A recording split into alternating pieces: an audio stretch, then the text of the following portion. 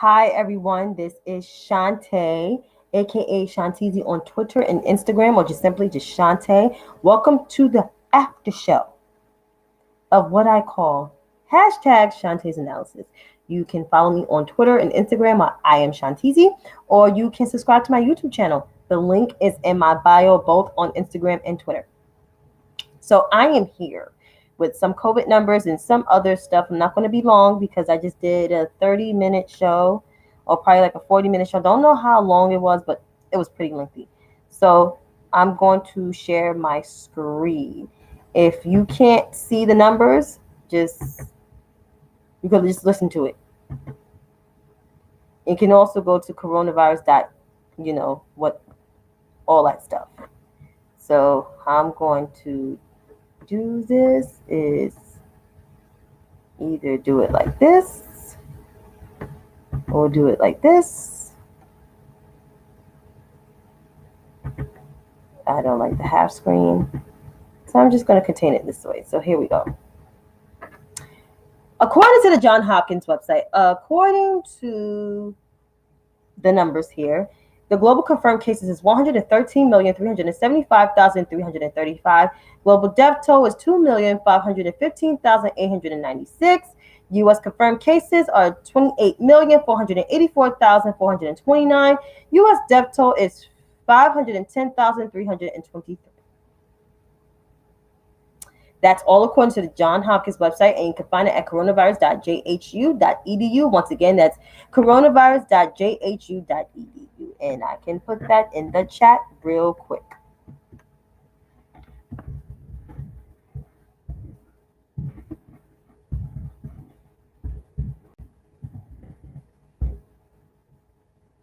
And you just could click that and just could find that out.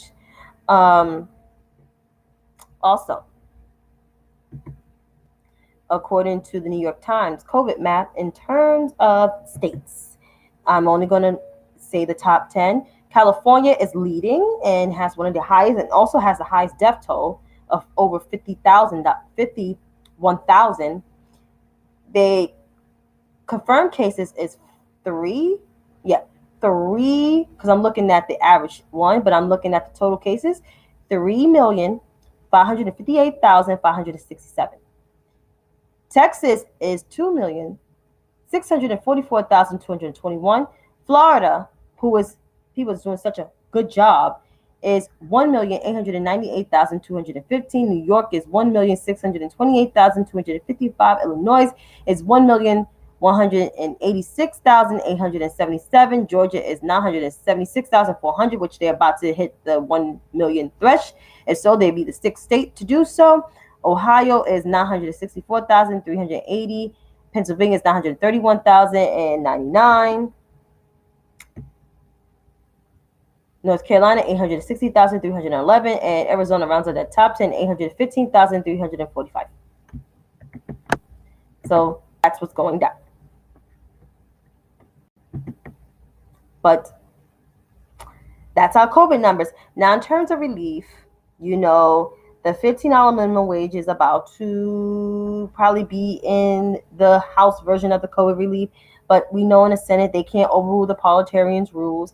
And from what I heard on the last word, nobody never tried to increase the minimum wage under the budget reconciliation rules.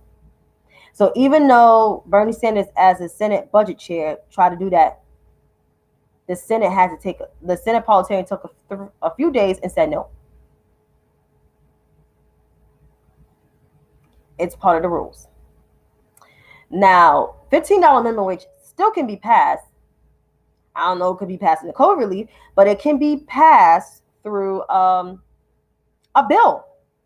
And there is a bill to raise $15 minimum wage. Bernie Sanders wrote a bill for it. What happened? What happened, Senator Sanders? Why you took a break on that bill? Because you wanted the president and the vice president to pass it? No, it doesn't work that way. It's called 3 branches of government. You're supposed to do your part as a legislator. And you're a long-time legislator, so get busy. You can do it. Talk to Joe Manchin, or better yet, Tell the Senate Majority Leader to talk to Joe Manchin and Kristen Sinema. But Kristen Sinema may get heckled by her constituents because it seems like they want that shit. So she may have a change of heart. Who is going to be the fucking problem is Joseph Manchin III. It's going to take him probably a lot of accosting, which in terms of people heckling him. It's going to take threatening calls. He already got threatening messages on Twitter. That's already said and done. But it's going to take the people, more so the Senate Majority Leader, because Joe Manchin is stubborn old white man who's an entitled old white man with money. Basically made up his mind. But eventually, people are going to attack that ass. And he may not have a good weekend this weekend. I'm pretty sure he's not having one, after all. But I would like for the Senate Majority Leader, aka my senator, to like boss the fuck up. Even though as much as you do for our state, because you do a lot for our state, because we don't undermine that. But you need to motherfucking let Kristen Sinema know and let Joe Manchin know, like, you will not, may not, and will not, and shall not hinder this administration and the people that voted for him and her. So he need to let them know that. Exactly. Now, in terms of leftist media, because this is more so for you, the leftist online Twitters, not the real life leftists who understands what fucking civics is. These are leftists on Twitter. There's something called 3 branches of government. Legislative branch makes and pass the laws. Executive branch enforce them. And the judicial branch interprets them. And it's the job of the legislative branch, which is the House and the Senate, to fucking make up their minds, work together to pass something.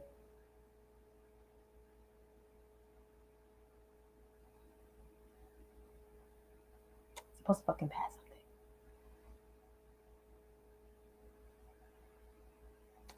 So it's not up to the president and the vice president to overrule somebody.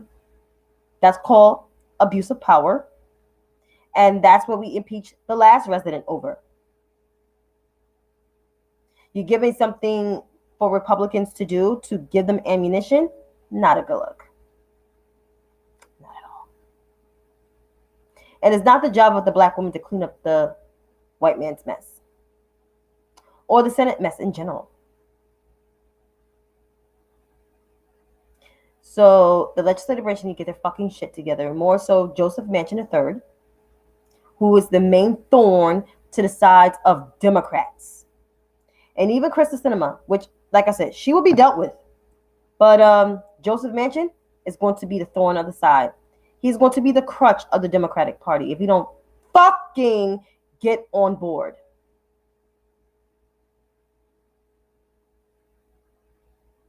That's right. But enough of that, because I ranted a lot on that earlier. CPAC. Interesting. So I don't have, the clip to show on my screen, which you probably can't see the shared screen. But Raphael, who was one of the spokespeople today, came off kind of crazy, almost like a Howard Dean thing. But the difference is Howard Dean is not deplorable. It's a difference. But Raphael, good grace of mercy, decides to be an ass. So let's just hear Raphael. Remember there were reports, country. I remember there were reports that riots were going to come into suburban, mostly peaceful, fiery but mostly peaceful. There were reports riots were going to come into the suburbs. I got to tell you, in Houston, where I live, there weren't any rioters. Because let's be very clear, if there had been, they would discover what the state of Texas thinks about the Second Amendment right to keep and bear arms.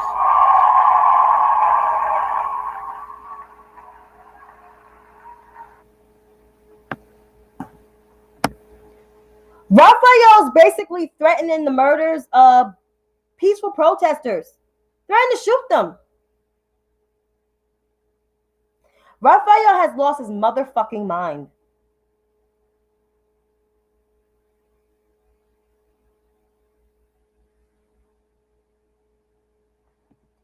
And then there was Joshua David Harley.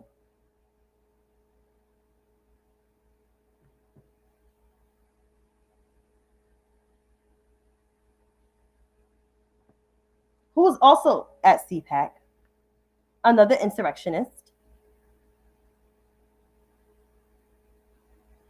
was at CPAC.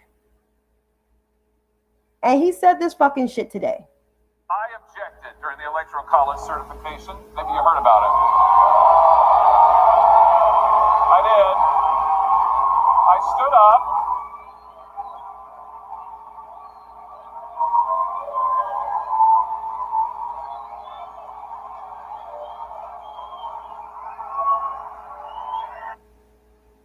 So you're proud of being an insurrectionist, but there's more to that speech. During the Electoral College certification. Maybe you heard about it.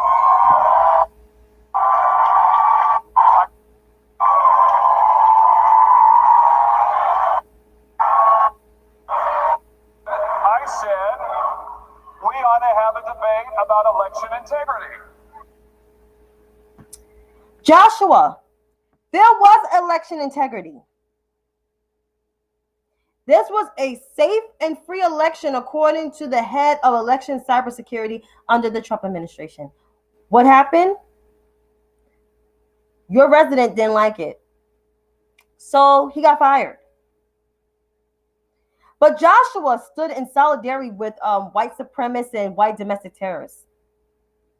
So insurrectionists, Raphael and Joshua, had a platform at a traditional conservative action political convention, also known as CPAC. And it was applauded by enablers and white supremacists and QAnon folks. So this tells you that the Republican Party has now become the party of white supremacists, enablers of white supremacy, insurrection, and extremism. That's what the party has came to. And all because of the Tea Party that emerged in 2009 when they hate the first African-American president said that he was fucking Kenya when he actually was born in Hawaii, which is a U.S. state. You didn't like him because he was black. And tried to work with people in your party. But they opposed him. And did everything they can to jam his presidency. And so you gave a voice to an insurrection resident, a con artist from Jamaica Estates. That's in New York. And his deplorable idiots that follow him. And those who carry his water, like Matthew Gaetz, the second, Jim Jordan, Joshua David Harley, Raphael Cruz, Ronald Harold Johnson, and more.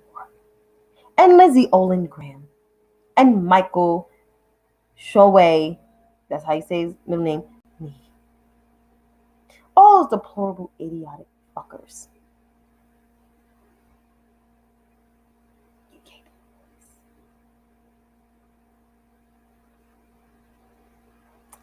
And now, that's what the Republican message is. Democratic Party, on the other hand, we have ideological differences, but we're not deplorable. But then you have supporters of the Progressive Caucus. Not the Progressive Caucus, but supporters of the Progressive Caucus, especially the white male species, who find finds it okay to be deplorable jackasses and come for black women in power and think that they're not going to get checked. Truth is, they got checked. They get checked by black women every fucking day. And they hate it. So they block people, whoever chastises them, because how dare you chastise me? I'm on your side. No, you're not. You're not on my side when you disrespect black people that came before you, black women in power, including the first black Southeast Asian vice president, and black women in position in general. You're not an ally when you're a misogynistic, racist ass motherfucker. Racist ass motherfucker. And that is my take on that one. Okay? You're not going to be a misogynistic ass motherfucker. Not on my motherfucking timeline on Twitter. Not in my motherfucking comments, neither. Because you will get checked real easily. And I try to be careful with the words I say because Jack is probably watching everybody's accounts right now. But I'm going to let Jack know. I'm not going to let no white man disrespect me.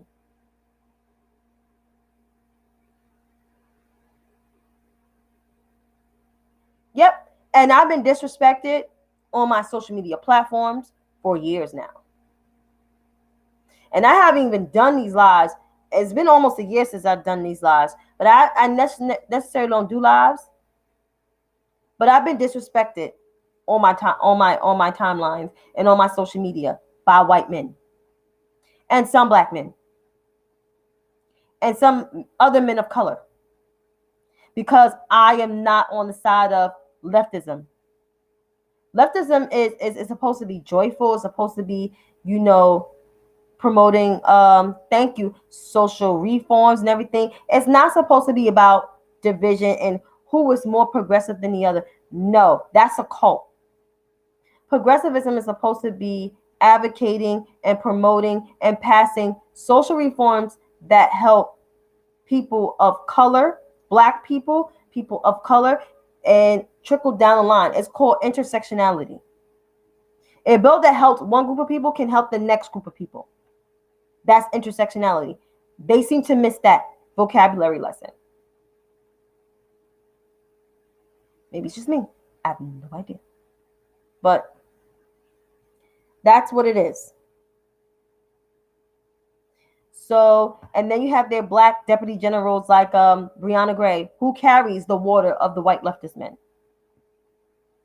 Who does see nothing wrong with Jimmy Dore being called Malcolm X or having Malcolm X integrity? She'll find nothing wrong with that. Nothing wrong with Kamala Harris being called a cop. Well, Vice President Harris being called a cop, which I think that's deplorable. And it's wrong. But to the white leftist men with the blue checks, with the high following profiles, until you apologize to black women, you are not an ally of mine. Thank you. You're not an ally of mine, and I'll leave it as that. But as I end the night here, let's all stay abreast and stay informed. You don't have to watch news all day. You don't have to, stick glued to the TV all day. You could do something enjoyable. It's COVID. I understand a lot of places are not open. I know a lot of places in New York City are not really fully open to full capacity. I realize that. But work out, eat right, take walks. You can do virtual calls with your friends. Do something. Or watch Versus tomorrow with D'Angelo versus Friends. Because I'll be doing that tomorrow evening once I come in the house after I do my Saturday run around. But yeah, find something enjoyable to do. Take a breather. Or play board games if you live with somebody. See, I live on my own, so I take walks. And I listen to music. And I'm on the verge of, trying to upgrade my house. But yeah, do those kind of things. It's great, useful time. But until then, thank you for watching. Have a good night and see you then.